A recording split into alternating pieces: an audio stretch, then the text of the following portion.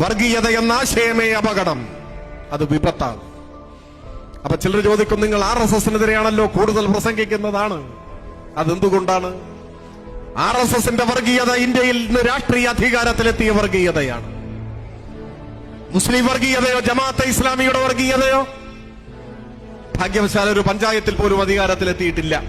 അതുകൊണ്ടോ നാളെ മുസ്ലിം വർഗീയത ഇന്ത്യയിൽ അധികാരത്തിലെത്തിയാൽ ഇതുപോലെ തന്നെയാണ്, ഒരു വ്യത്യാസവും ഉണ്ടാവില്ല. അപ്പൊ ഇന്ന് ഇന്ത്യയിൽ അധികാരത്തിലെത്തിയ വർഗീയത എന്ന നിലയിൽ RSSന്റെ വർഗീയതയെ കൂടുതൽ ശക്തമായി ആവർത്തിച്ച് പറഞ്ഞെതിർത്തുകൊണ്ടേയിരിക്കും. അതിന്റെ അർത്ഥം മറ്റേതെങ്കിലും വർഗീയതയോട് അനുഭാവമുണ്ടെന്നല്ല.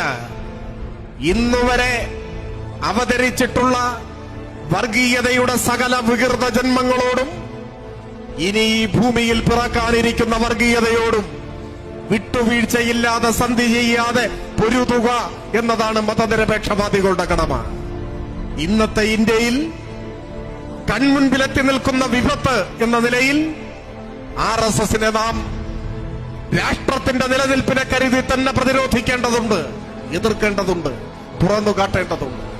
രാഷ്ട്രപിതാവിന്റെ പ്രാണനെടുത്ത രാഷ്ട്രീയമാണത്, മഹാത്മാഗാന്ധിയെ കൊന്നുതള്ളിയ രാഷ്ട്രീയം.